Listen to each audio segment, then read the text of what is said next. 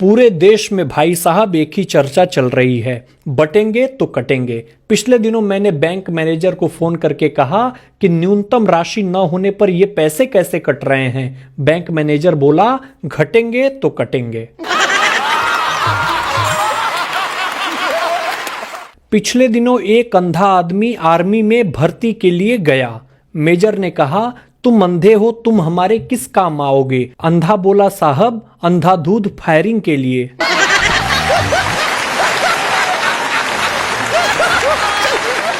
एक आदमी झूठ बोलने की वजह से काफी मशहूर हो गया। एक दिन वो दूसरे शहर में किसी काम के लिए गया। एक 80 साल की बूढ़ी औरत को पता चला तो वो दौड़ती हुई उसके पास गई और कही कि क्या तुम ही दुनिया के सबसे ज्यादा झूठ बोलने वाले व्यक्ति हो? आदमी बोला, लोगों की बातों को दफा करो। इस उम्र में ये हुस्न, ये रंग, ये दिलकशी। बूढ़ी औरत शर्माते हुए बोली, या अल्लाह, ये लोग कितने जालिम हैं, इतने अच्छे खासे इंसान को झूठा कहते हैं। महिलाओं की यादाश्त बहुत तेज होती है, पुरुषों की यादाश्त बहुत कमजोर होती है। सुंदर लड़की देखते ही भूल जाते हैं कि वो शादीशुदा हैं।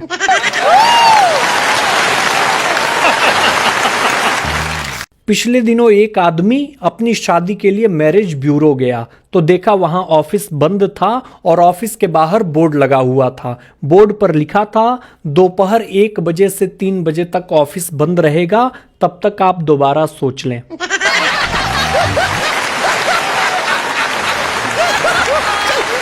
अंग्रेजी के अलावा हिंदी में भी कुछ ऐसे शब्द होते हैं जो साइलेंट होते हैं। जैसे आपने ध्यान दिया होगा कि जब भी कोई दुकानदार मोल भाव करते समय कहता है कि आपको ज्यादा नहीं लगाएंगे, उसमें चूना शब्द साइलेंट होता है।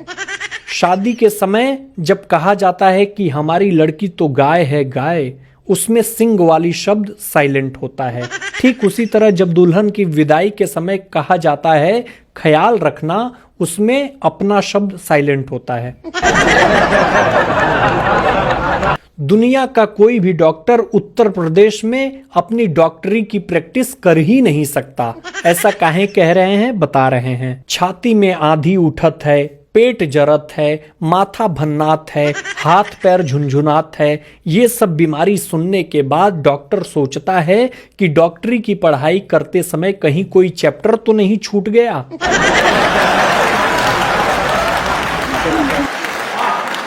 एक गुरुजी ने क्लास में बच्चे से पूछा कि बेटा संस्कृत भाषा में पत्नी को क्या कहते हैं?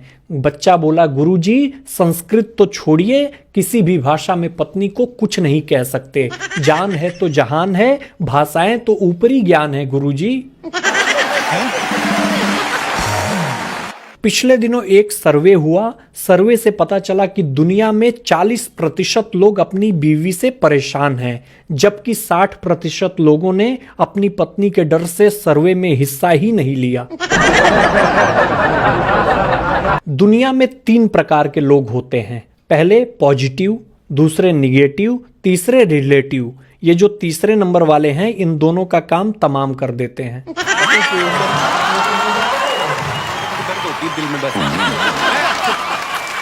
जोधपुर में रावण को अपना दामाद मानते हैं क्योंकि रावण की पत्नी मंदोदरी वहां की रहने वाली थी। बाकी सब जगह अपने दामाद को ही रावण मानते हैं।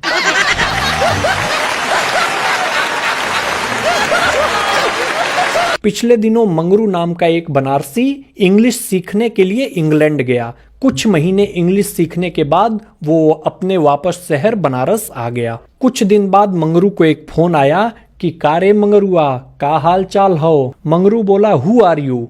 कॉलर बोला, अरे पहचानत ना हुए का बे, हम जेम्स पीटरसन बोलत हई, तोर अंग्रेजी के मास्टर भुला गईले का रे? हिंदी के एक अध्यापक ने क्लास में बच्चों से एक सवाल पूछा कि दुख अपना साथी है, सुख तो आता जाता रहता है, इसका अर्थ स्पष्ट करें।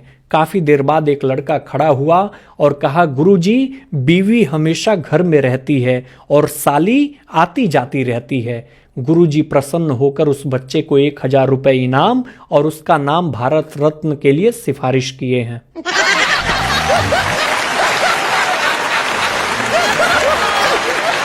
बचपन में बारात जाते समय गलती से एक बार बोलेरो में बैठ गया था। पूरे रास्ते ट्रांसलेशन और पहाड़े सुनाने पड़े थे। तब से मैंने कसम खाई कि टॉली में बैठकर चला जाऊंगा, लेकिन गलती से भी बुढ़ों के साथ बोलेरो में नहीं जाऊंगा।